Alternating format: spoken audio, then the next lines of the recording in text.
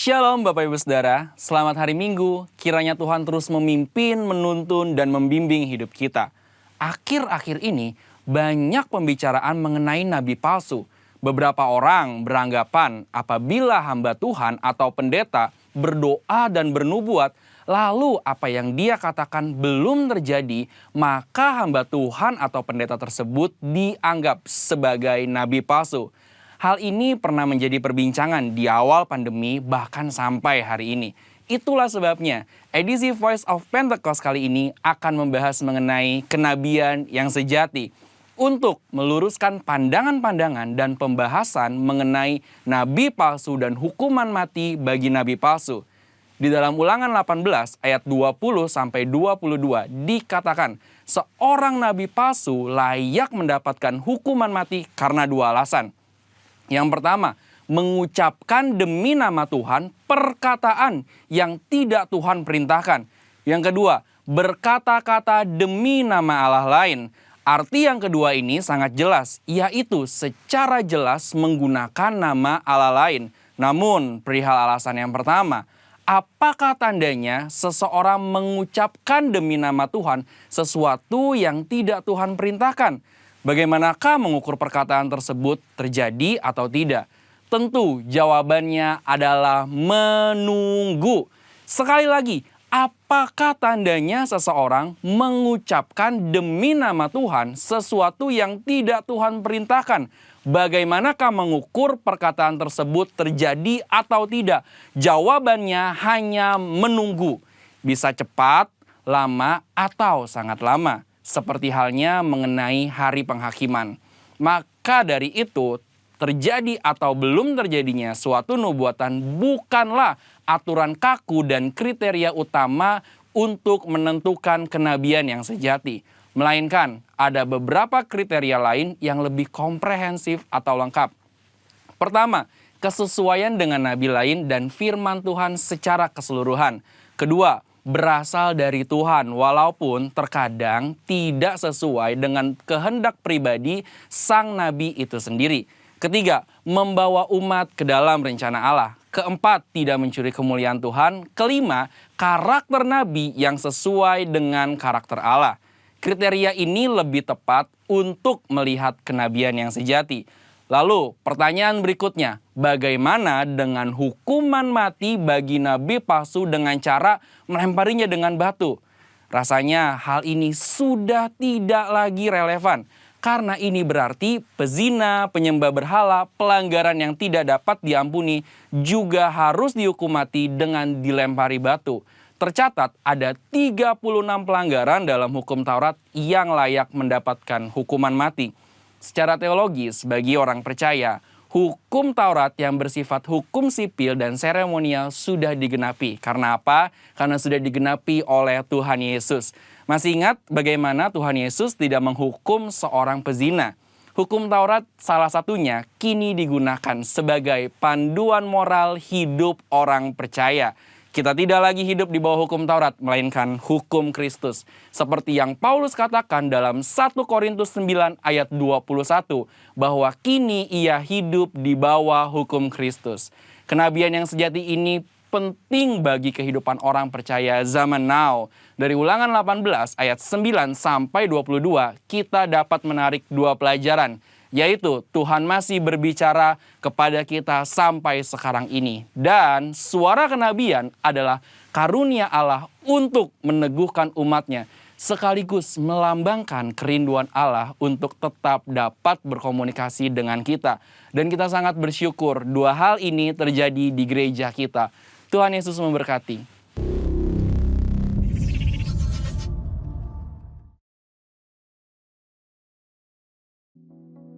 Berikut kami sampaikan kegiatan GBW Warakas untuk 1 minggu ke depan. Bapak Ibu dapat mengikuti ibadah online GBW Warakas setiap hari Minggu dan dapat diakses setiap waktu, mulai pukul 9 pagi.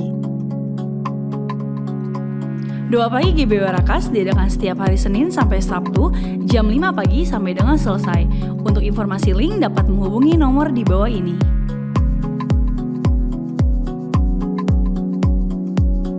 Doa pagi GBI Rayon 1D setiap hari Senin sampai Sabtu pukul 6 pagi sampai dengan jam 7 pagi. Dan doa malam GBI Warakas diadakan setiap hari Rabu pukul setengah 8 malam.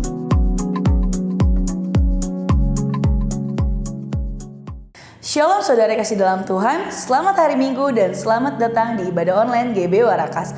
Senang sekali kami menyambut saudara yang terus tetap setia beribadah bersama kami. Dan juga untuk saudara yang baru pertama kali mengikuti ibadah ini, kami mengucapkan selamat datang dan selamat bergabung.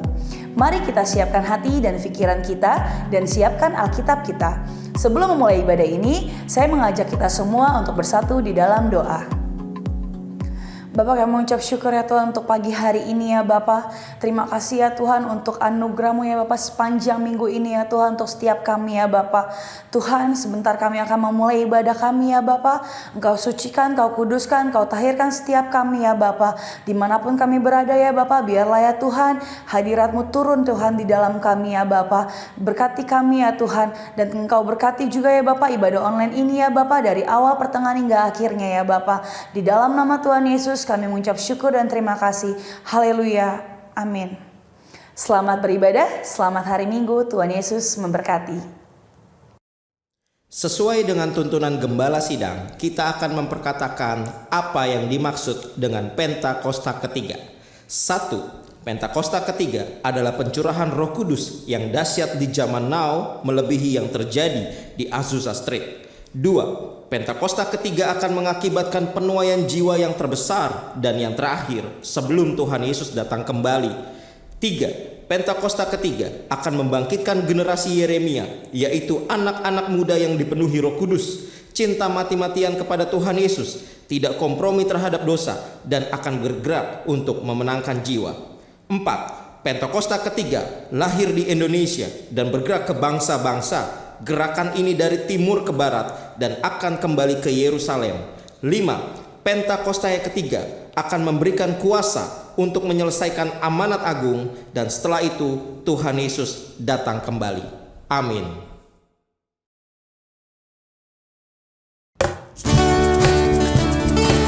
Mari jemaat Tuhan, kita sama-sama datang memuji dan menyembah Tuhan dengan penuh sukacita.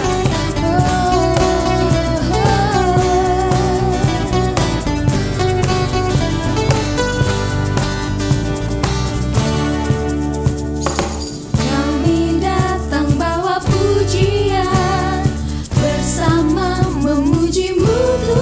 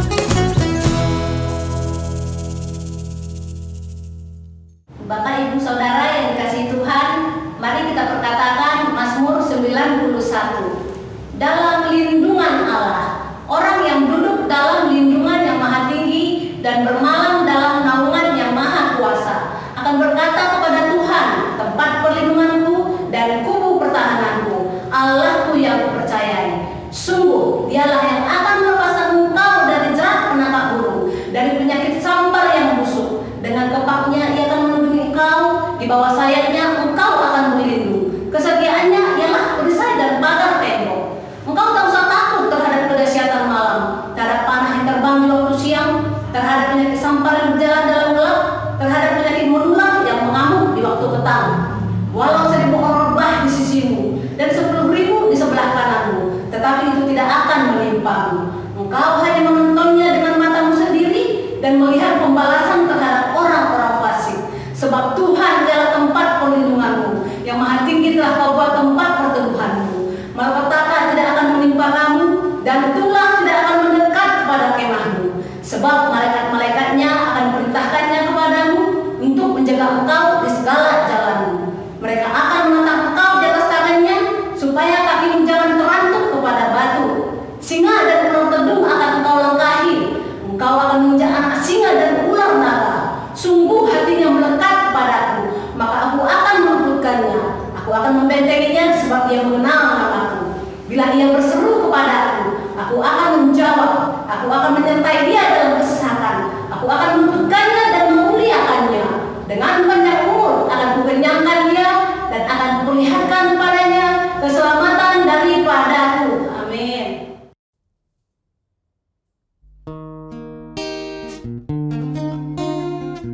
Kemuliaan telah memenuhi tempat ini, Tuhan.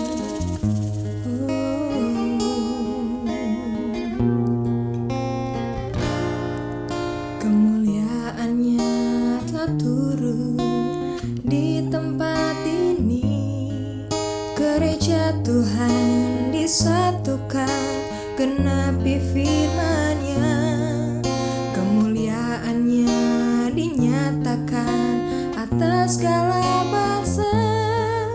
Lawatan Tuhan terjadi di sini. Kemuliaan-Nya telah turun di tempat ini. Gereja Tuhan disatukan, genapi firman-Nya. Kemuliaan-Nya dinyatakan atas segala bangsa. Lawatan Tuhan terjadi di sini.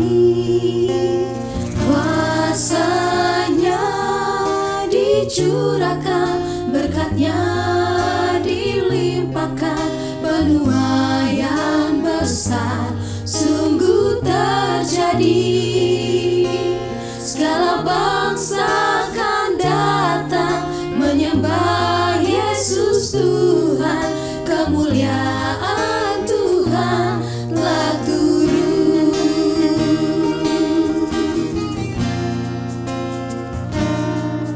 Kemuliaan-Nya telah turun di tempat ini. Gereja Tuhan disatukan, genapi firman-Nya.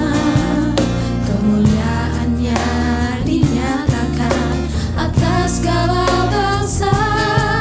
Lawatan Tuhan terjadi di sini. Kuasa-Nya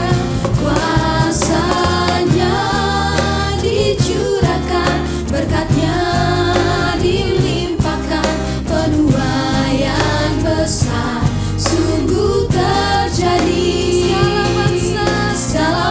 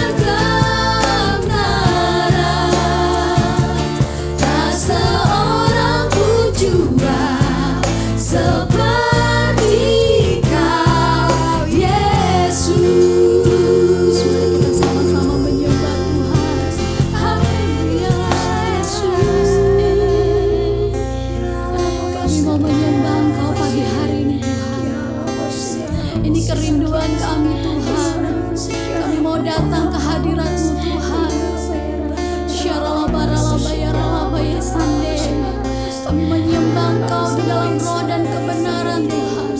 Syarala mama mama mama mama. Tiada yang seperti Engkau Tuhan. Hanya Engkau layak disembah. Kaulah Raja kami, Kaulah Tuhan kami, Kau yang termulia. Terima kasih Tuhan. Syarala bayarala bayarala bayarala. Mari lebih sungguh lagi menyembah Tuhan. Kinarala bayar syakarala batakarala. Kinarala bayar syakarala batakarala. Kinarala bayar syakarala batakarala bayar syakarala.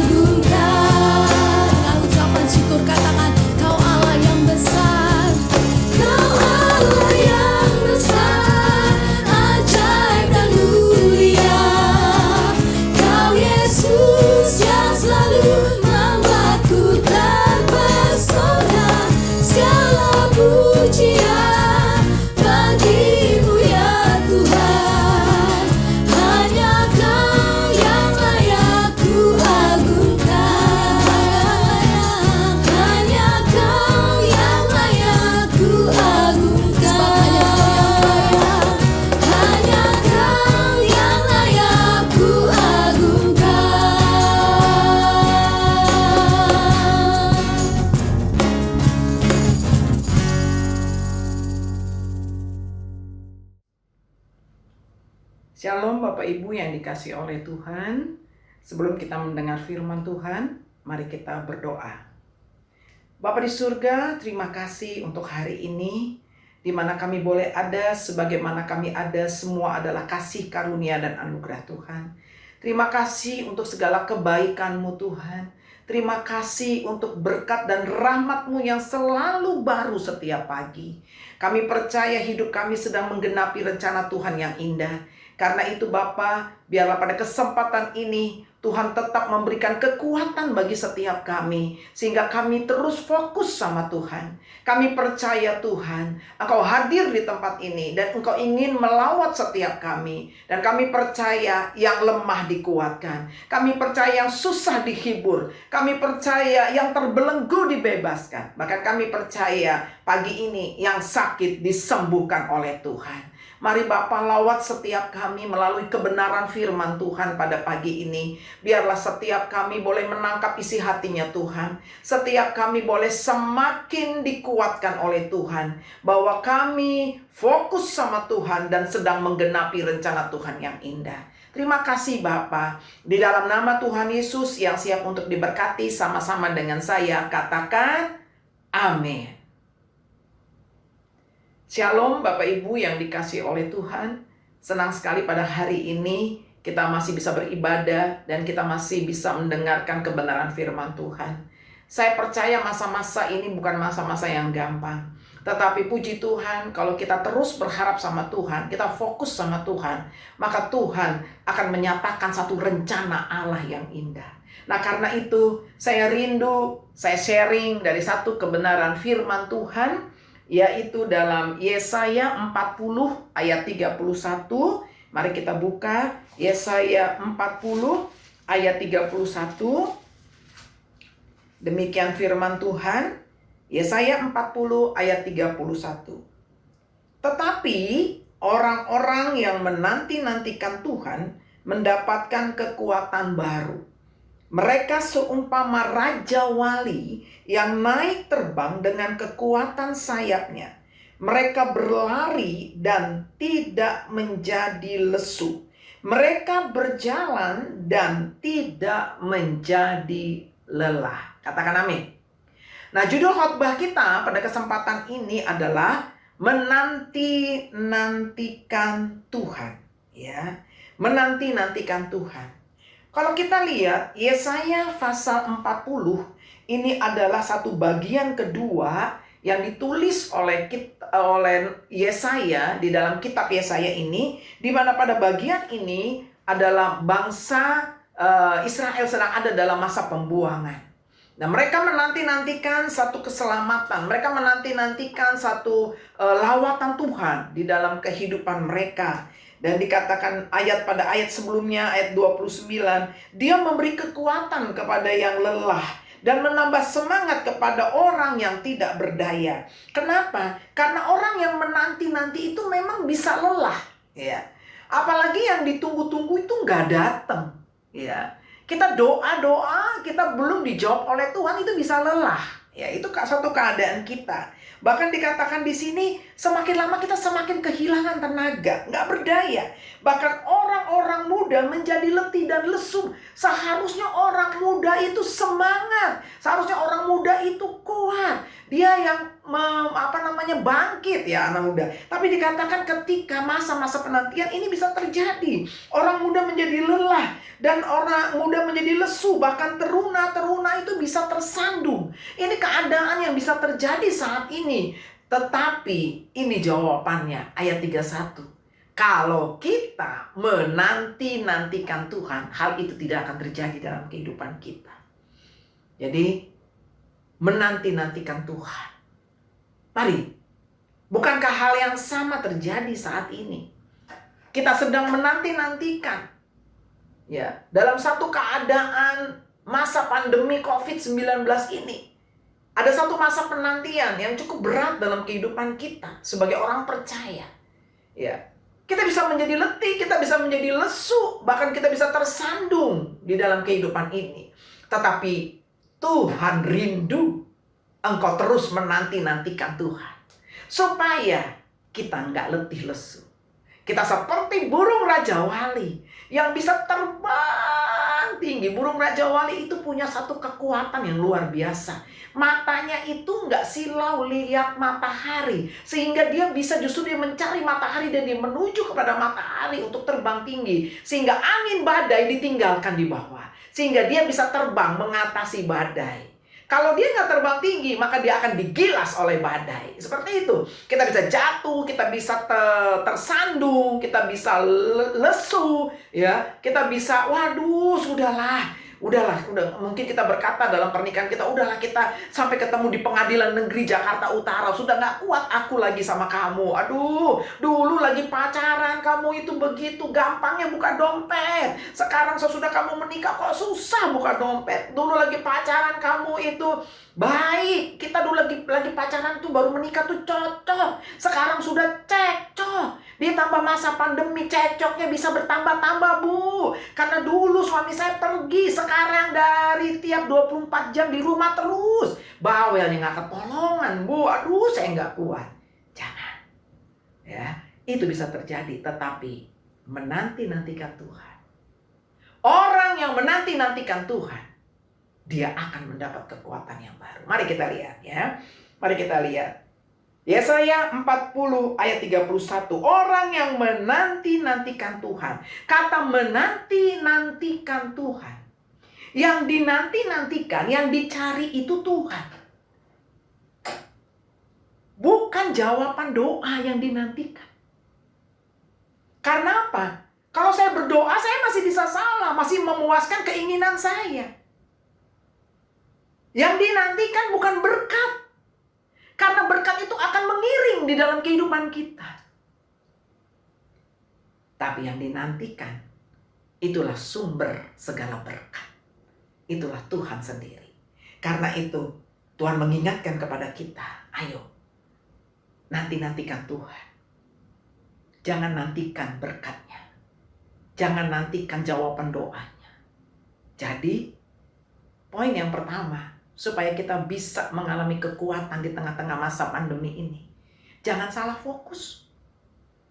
Jangan nantikan berkatnya. Jangan nantikan jawaban doanya. Tetapi kita harus tidak bergeser. Tuhan, aku menantikan Engkau. Jangan terjadi deviasi. Deviasi itu penyimpangan. Sedikit pun mungkin kita berkata, Tuhan ini cuma 1 derajat menyimpangnya Tuhan. Kalau 1 derajat menyimpangnya lama-lama itu makin besar. Betul? Jangan terjadi deviasi. Mari kita benar-benar fokus sama Tuhan. Menanti-nantikan Tuhan. Kenapa kita menanti-nantikan Tuhan? Karena menanti-nantikan itu sama dengan kita berharap sama Tuhan. Dan kalau kita berharap sama Tuhan, artinya kita percaya sepenuhnya kepada Tuhan.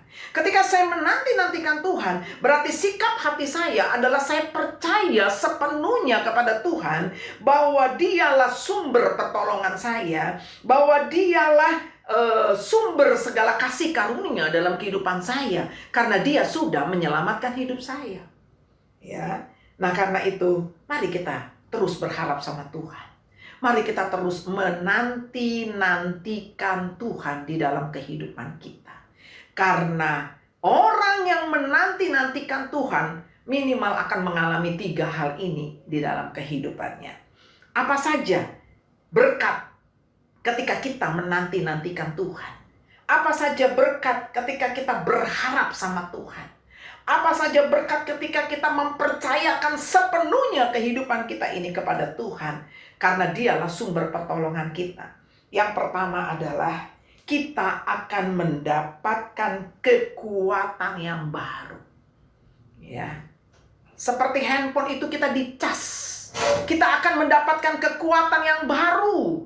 Ketika kita menanti-nantikan Tuhan, maka dikatakan kekuatan Tuhan itu akan menyegarkan kita di tengah-tengah kelelahan. Kekuatan Tuhan itu akan menyegarkan kita dan menguatkan kita di tengah-tengah kelemahan. Kekuatan Tuhan itu akan menyegarkan kita, memberi pengharapan di tengah-tengah penderitaan kita.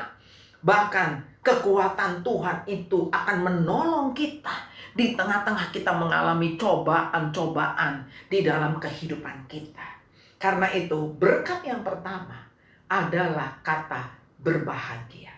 Orang yang menanti-nantikan Tuhan, dia akan mengalami kata bahagia di dalam hidupnya. Mari kita buka Yesaya pasal yang ke-30 ayat yang ke-18. Kita buka Yesaya 30 ayat yang ke-18. Demikian firman Tuhan. Sebab itu Tuhan menanti-nantikan saatnya hendak menunjukkan kasih-Nya kepada kamu. Sebab itu ia bangkit hendak menyayangi kamu. Tuhan itu mau menunjukkan kasih-Nya kepada kita. Tuhan itu mau menyayangi kita. Sebab Tuhan adalah Allah yang adil. Karena itu, lanjutannya ini luar biasa. Berbahagialah semua orang yang menanti-nantikan Dia. Karena apa? Ketika kita menanti-nantikan Tuhan, Tuhan katakan nih, aku udah siapin kepada kamu. Apa aja? Ya, dikatakan di sini menunjukkan kasih-Nya mau diberikan kepada kita.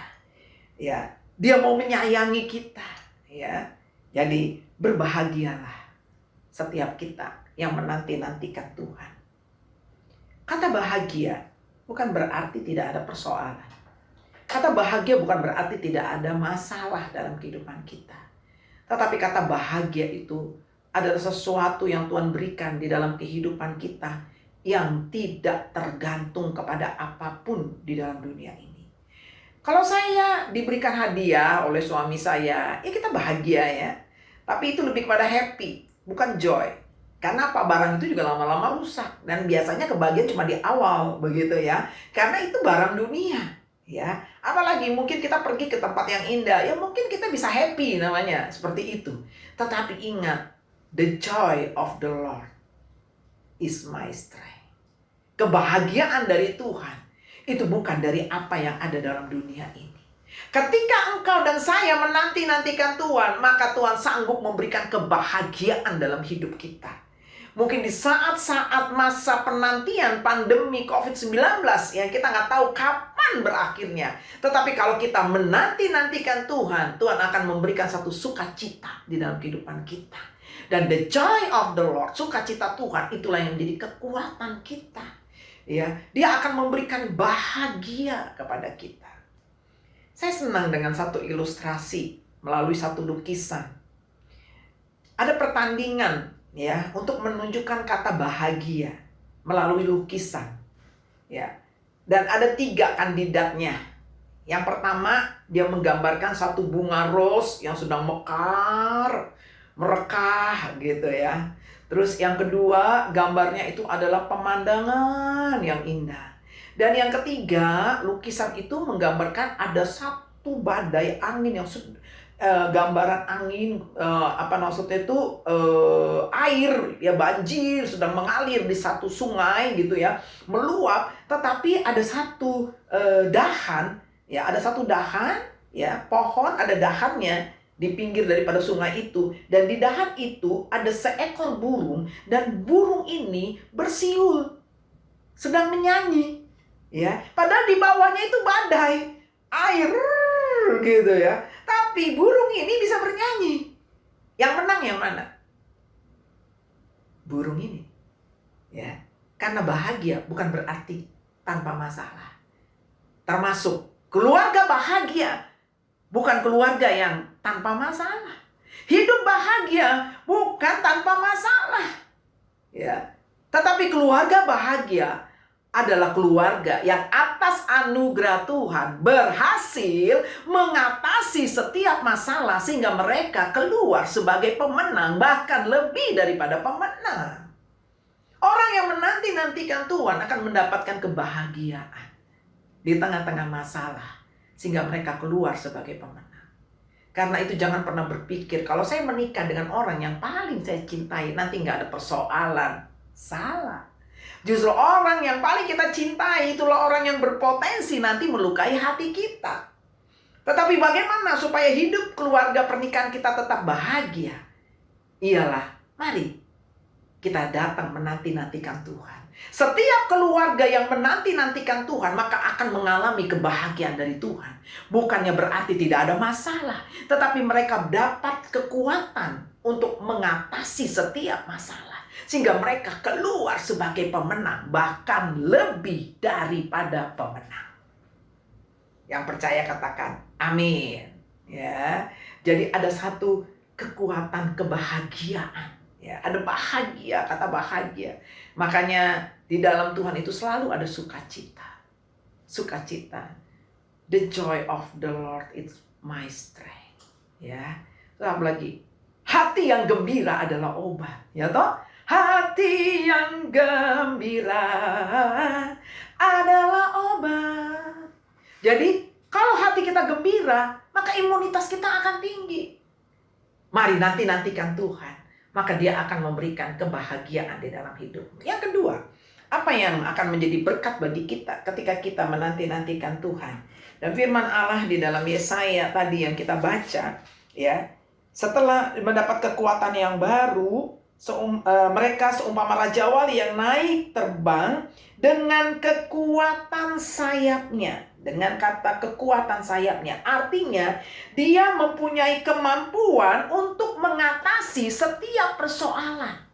Ya, dia bisa terbang tinggi. Dia bisa mengatasi setiap persoalan seperti raja wali, dia bisa terbang tinggi. Dia tidak diinjak oleh persoalan, tetapi dia bisa mengatasi setiap persoalan. Sehingga boleh dikatakan ketika orang yang menanti-nantikan Tuhan, Tuhan akan luputkan dia dari setiap persoalan yang Tuhan izinkan dalam kehidupannya. Orang yang berteriak kepada Tuhan, orang yang berseru kepada Tuhan, maka Tuhan akan luputkan. Ini yang kedua. Mari kita buka Mazmur 40 ayat yang kedua.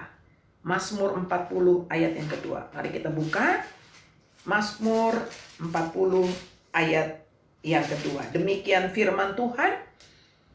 Aku sangat menanti-nantikan Tuhan.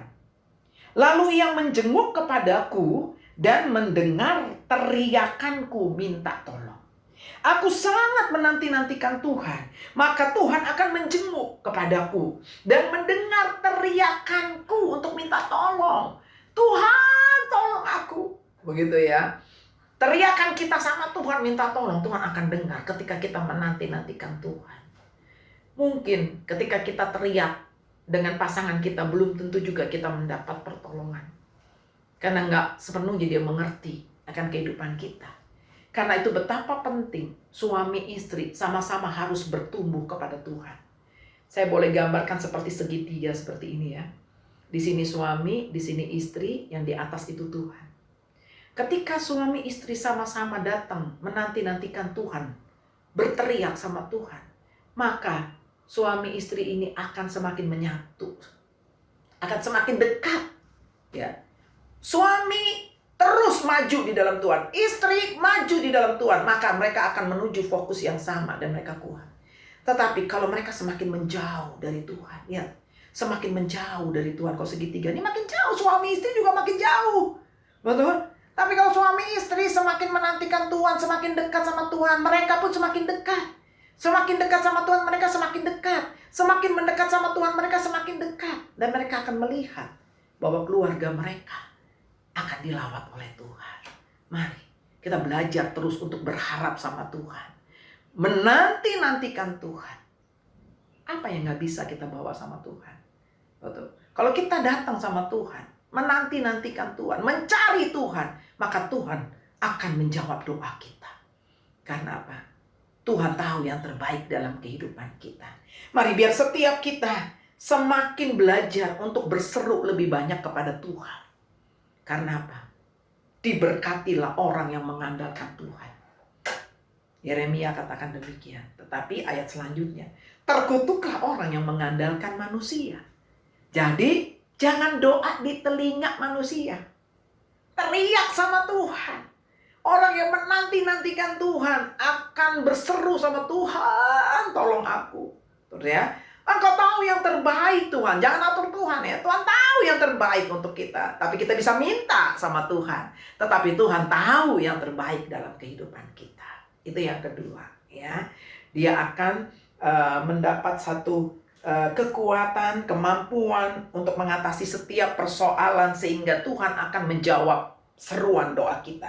Dan yang ketiga, ya, yang ketiga orang yang menanti-nantikan Tuhan ada kesanggupan untuk berlari secara rohani tanpa lelah dan terus maju tanpa letih. Berlari, berjalan. Saya percaya, saudara dan saya, kita sedang berjalan, kita sedang berlari untuk menggenapi rencana Tuhan yang indah dalam hidup kita. Sebagaimana Rasul Paulus berkata, aku melupakan apa yang di belakangku, dan aku berlari-lari menggenapi satu rancangan tujuan Allah yang indah dalam hidup kita. Nah, kita semua sedang menggenapi rencana Tuhan. Kita sedang berlari-lari menggenapi rencana Tuhan. Dan ketika kita sedang berlari menggenapi rencana Tuhan di dalam terus menanti-nantikan Tuhan, maka ada janji Tuhan yang luar biasa. Mari kita buka di dalam Mazmur 37 ayat yang ke-9. Mazmur 37 ayat yang ke-9. Demikian firman Tuhan. Sebab orang-orang yang berbuat jahat akan dilenyapkan. Ya, bagian B. Tetapi orang-orang yang menanti-nantikan Tuhan akan mewarisi negeri. Destiny ilahi digenapi. Rencana Allah digenapi dalam hidup kita. Walaupun saat ini kita masa-masa penantian yang berat dalam hidup kita. Masa penantian dalam pandemi COVID-19. Tetapi kita percaya kita pun sedang menggenapi rencana Tuhan. Dan ketika kita terus menanti-nantikan Tuhan, maka kita akan berlari, kita nggak akan menjadi letih. Kita berjalan, kita nggak akan menjadi lesu. Kita akan terus berlari. Seperti Paulus berkata, aku akan terus berlari menggenapi rencana Tuhan. Aku melupakan apa yang di belakangku. Aku melupakan apa yang di belakangku. Sehingga rencana Allah semakin digenapi di dalam kehidupan kita. Nah, karena itu Bapak Ibu yang dikasih oleh Tuhan, mari dalam menggenapi rencana Tuhan yang indah di dalam kehidupan kita, kita percaya bahwa kita sedang menggenapinya saat-saat ini juga. Ya, jadi kita sedang menggenapinya. Karena itu ketika kita mengerti bahwa kita sedang menggenapi rencana Tuhan, mari kita belajar untuk unity bersama-sama. Tuhan juga sedang menggenapi rencana Tuhan di dalam keluargamu. Tuhan juga sedang menggenapi rencana Tuhan di dalam pelayananmu. Tuhan juga sedang menggenapi rencana Tuhan di dalam pekerjaanmu.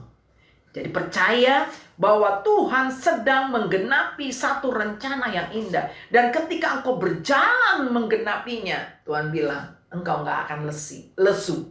Engkau nggak akan letih. Ketika engkau berlari, engkau tidak akan capek. Karena apa? Orang yang menanti-nantikan Tuhan akan mendapatkan kekuatan baru. Saya percaya ada rencana Tuhan yang indah untuk tiap-tiap keluarga. Yang percaya katakan amin. Tuhan punya rencana yang indah buat setiap kita di dalam keluarga kita masing-masing. Ya, jangan pernah berkata nyesel gue nikah sama lo. Ya, karena apa? Ini lagi masa-masa pandemi seperti ini mulai banyak diintimidasi. Kalau dulu gue nikah mungkin sama mantan gue gak seperti ini kali. Jangan. Ya. Pernikahan itu adalah kasih karunia Tuhan. Pernikahan itu adalah berkat Tuhan. Bahkan kalau Tuhan izinkan kau punya anak, itu berkat Tuhan. Mari kita mensyukurinya hari-hari ini. Walaupun mungkin di tengah-tengah kesulitan yang ada. Tapi ketika kita tiap keluarga menanti-nantikan Tuhan, maka rancangan Allah semakin digenapi di dalam kehidupan kita. Karena apa? Pernikahan itu adalah berkat Tuhan di dalam kehidupan kita. Jangan pernah sia-siakan. Ya, jangan pernah merasa bahwa, aduh, kalau mungkin aku menikah dulu dengan mantan saya, mungkin saya nggak mengalami kesusahan seperti ini. Oh tidak. Karena menikah dengan siapapun pasti punya masalah. Ya, tetapi keluarga bahagia bukan absen dari masalah, tetapi atas anugerah Tuhan berhasil mengatasi setiap masalah sampai rencana Allah digenapi buat setiap kita. Saya percaya ketika suami istri menyadari bahwa mereka sedang menggenapi rencana Allah, maka anak-anak mereka pun akan berlari bersama-sama dengan orang tuanya menggenapi rencana Allah yang indah. Mari ya, terima berkat Tuhan hari ini. Nanti-nantikan Tuhan di dalam kehidupanmu, di dalam keluargamu, pelayananmu dan pekerjaanmu. maka engkau akan melihat berkat Tuhan yang luar biasa. Yang pertama, engkau akan mengalami the joy of the Lord, kesukaan, berbahagia. Kata berbahagia. Yang kedua, dia akan mendengar seruan kita. Ketika kita berteriak minta tolong, Tuhan akan mendengar seruan kita. Dan yang ketiga adalah kita akan mewarisi negeri. Apa yang menjadi destiny ilahi akan digenapi dalam kehidupan kita. Tuhan punya rencana yang indah buat setiap kita.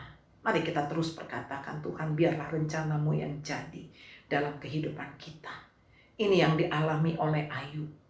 Ketika Ayub ada di dalam lembah yang paling dalam kehidupannya, masa yang paling berat dalam kehidupannya, dia yakin itu dia juga sedang menggenapi rencana Tuhan yang indah. Sehingga Ayub 42 ayat 2 berkata, Tuhan, aku tahu Engkau sanggup melakukan segala sesuatu dan tidak ada rencanamu yang gagal.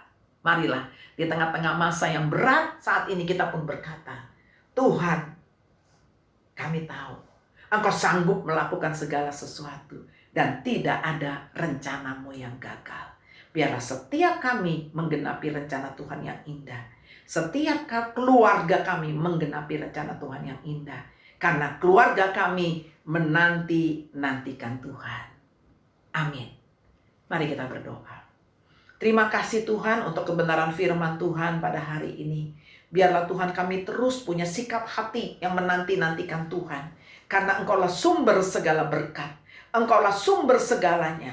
Supaya kami tidak menantikan apa yang ada dalam dunia ini. Kami tidak menantikan berkat, tapi kami menantikan sumber segala berkat itu Tuhan. Dan ajar kami terus untuk fokus sama Tuhan. Maka Tuhan akan memberikan kebahagiaan bagi kami. Maka Tuhan akan melawat setiap kami. Tuhan akan menjenguk ketika kami berseru kepadamu Tuhan. Bahkan kami percaya kami akan berlari menggenapi rencana Allah yang indah. Mari buka hatimu Bapak Ibu. Dan saudara yang dikasihi oleh Tuhan, izinkan roh Tuhan menjamah setiap hati kami. Kalau mungkin kita sudah menyimpang, kita nggak fokus lagi sama Tuhan, kita lebih menantikan berkat Tuhan daripada Tuhan. Mari hari ini kembali kepada apa yang menjadi rencana Tuhan. Biar keluarga kami mau fokus sama Tuhan. Kami mau cari Tuhan sungguh-sungguh dalam kehidupan kami. Dan kami serahkan hidup kami sepenuhnya kepada Tuhan. Mari Bapak Ibu percayalah bahwa Tuhan tidak akan pernah meninggalkan setiap kita. Orang yang berharap sama Tuhan tidak akan pernah dikecewakan. Terima kekuatan pada hari ini. Dan setiap keluarga kami akan kuat kembali di dalam Tuhan. Keluarga kami akan tetap kuat. Walaupun ada badai, walaupun ada tantangan, keluarga kami tetap kuat di dalam Tuhan. Terima kasih Bapa, terima kasih ya Tuhan Yesus. Biarlah terus Tuhan kami boleh menggenapi rencana-Mu yang indah. Terpujilah nama-Mu ya Bapa. Di dalam nama Tuhan Yesus Kristus kami sudah berdoa dan mengucap syukur. Yang percaya dan diberkati dengan saya boleh sama-sama kita katakan amin. Tuhan Yesus memberkati. Kita satukan hati kita berdoa. Bapa di surga, terima kasih, kami bersyukur buat hari ini mana ibadah kami boleh lancar. Kami dilawat Tuhan, kami dijamah Tuhan. Terima kasih buat hamba-hamba pelayan-pelayan-Mu yang ambil bagian, yang telah membawakan kami masuk dalam hadirat Tuhan. Terima kasih Tuhan buat berkat kebenaran firman-Mu lewat pendeta Ibu Linda Tuhan Yesus.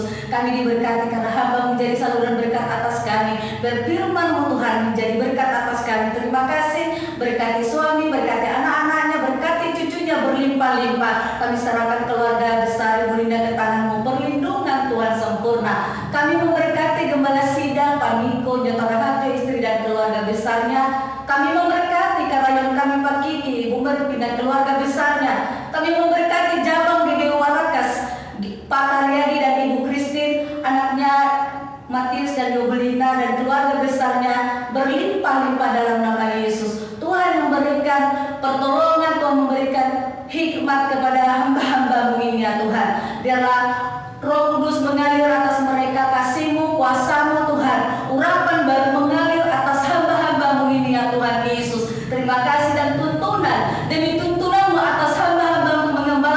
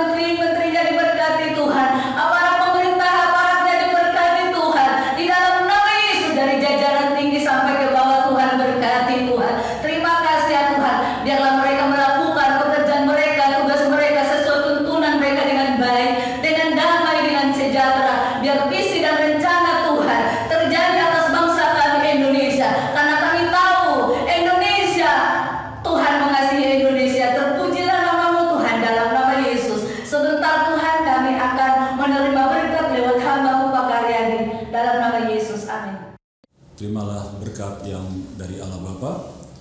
Segala berkat ini akan datang kepadamu dan menjadi bagianmu jika engkau mendengarkan suara Tuhan Allahmu. Diberkatilah engkau di kota, diberkatilah engkau di ladang, diberkatilah buah kandunganmu, hasil bumimu dan hasil ternakmu, yakni anak lembu sapimu dan kandungan kambing dombamu. Diberkatilah bakulmu dan tempat adonanmu, diberkatilah engkau pada waktu masuk, diberkatilah engkau pada waktu keluar. Tuhan akan mengangkat engkau menjadi kepala dan bukan menjadi ekor. Engkau akan tetap naik dan bukan turun. Apabila engkau mendengarkan perintah Tuhan Allahmu yang kusampaikan pada hari ini, kau lakukan dengan setia. Kiranya kasih, sukacita, damai sejahtera yang dari Allah Bapa, di dalam cinta kasih anak yang tunggal Yesus Kristus, dan di dalam persekutuan yang manis yang indah dengan Roh Kudus menyertai saudara-saudara mulai hari ini bahkan sampai selama-lamanya. Mari semua diberkati berkata, amin.